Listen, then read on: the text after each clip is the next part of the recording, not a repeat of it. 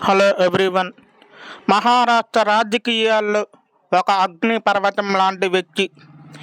వివాదాలు, విమర్శలు, అభిమానులు, ఆరాధకులు అన్నీ కలిసి ఒక పేరు. ఆ పేరు బాల ఠాక్రే.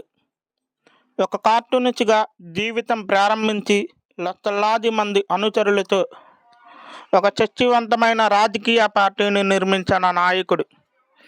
ఈరోజు ఆయన పూర్తి జీవిత కథను తెలుసుకున్నాం. మరిన్ని వీడియోల కోసం మా ఛానల్ని సబ్స్క్రైబ్ చేసి బెల్ ఐకాన్ని క్లిక్ చేయండి. బాలా సాహెబ్ ఠాక్రే 1926 సంవత్సరం జనవరి 23న మహారాష్ట్రలో జన్మించారు.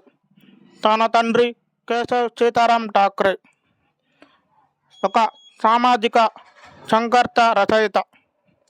చిన్నప్పటి నుంచి బాలా సాహెబ్ ఠాక్రే చిత్రలేఖనం మీద ఆసక్తి ఉన్నది. బాలా సాహెబ్ గారు తన కెరీర్ని కార్టూనిస్ట్గా ప్రారంభించారు. ఆయన ఫ్రీ ప్రెస్ జర్నల్ కార్టూనిస్టులు గీసేవారు. తర్వాత తన సొంత మ్యాగజైన్ని ప్రారంభించారు, మార్మిక్ పేరుతో. ఈ మ్యాగజైన్లో ఆయన మహారాష్ట్రలో ప్రజల సమస్యలను బలంగా ప్రస్తావించారు. ఇది ఆయన రాజకీయ ప్రవేశానికి పునాది వేసింది. ఆ ప్రయత్నంలోనే శివసేన పార్టీని స్థాపించారు. ఎలా అంటే 1966 సంవత్సరంలో ఒక కొత్త పార్టీ స్థాపించారు. ఆ పార్టీ పేరే శివసేన. ఈ పార్టీ ముఖ్య లక్ష్యం ఏమిటంటే మహారాష్ట్రలోని మరాఠీ ప్రజల హక్కుల రక్షణ. ఆయన శైలి పూర్తిగా భిన్నం. సూటిగా మాట్లాడడం, ధైర్యంగా నిర్ణయాలు తీసుకోవడం. కొద్ది కాలంలోనే శివసేన మహారాష్ట్రలోని అతిపెద్ద రాజకీయ శక్తిగా ఎదిగింది.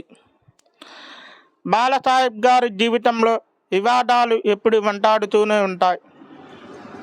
ఉత్తర భారతీయుల వలసలపై ఆయన వ్యాఖ్యలు దేశవ్యాప్తంగా చర్చకు దారితీశాయి. అయితే ఆయన అనుచరులు ఆయనకు మరాఠీ గౌరవానికి ప్రతీకంగా చూశారు. 1995 సంవత్సరంలో శివసేన బీజేపీ కూటమిగా మహారాష్ట్రలో ప్రభుత్వాన్ని ఏర్పాటు చేసింది. ఆ సమయంలో ముఖ్యమంత్రిగా మనోహర్ జోషి పనిచేశారు. అయితే పార్టీపై అసలు ప్రభావం మాత్రం బాలాసాహెబ్దే. తీర వెనుక రాజకీయం. హిందుత్వ రాజకీయాలు మొదలయ్యాయి. బాలాసాహెబ్ గారు హిందుత్వ సిద్ధాంతానికి మద్దతుదారుడు.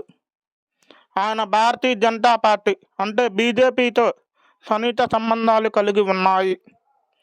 ఆయన ప్రసంగాలు ఘాటుగా, స్పష్టంగా ఉండేవి. అందుకే ఆయన అభిమానులు ఆయనను హిందూ హృదయ సామ్రాట్గా పిలిచేవారు. బాలాసాహెబ్ గారు తర్వాత పార్టీ బాధ్యతలు ఆయన కుమారుడైన ఉద్ధవ్ ఠాక్రేకి అప్పగించారు. కానీ తర్వాత కుటుంబ విభేదాలు వచ్చాయి. తన మేనల్లుడైన రాజ్ ఠాక్రే వేరే పార్టీని స్థాపించారు. 2012 సంవత్సరం నవంబర్ 17న బాలాసాహెబ్ ఠాక్రే గారు మరణించారు. ముంబైలోని లక్షలాది మంది ఆయన అంత్యక్రియలకు హాజరయ్యారు. కానీ అది ఒక సాధారణ అంత్యక్రియ కాదు, ఒక యుగానికి ముగింపు పలికినది. మిత్రులారా, బాలాసాహెబ్ ఠాక్రే ఒక కార్టూనిస్ట్, ఒక ఉద్యమకారుడు, ఒక వివాదాస్పద నాయకుడు. కానీ మహారాష్ట్ర రాజకీయాల్లో ఒక చిరస్మరణీయ శక్తిగా ఎదిగాడు. ఆయనపై అభిప్రాయం వేరువేరైనా ఆయన ప్రభావం ఎవరు తిరస్కరించలేరు.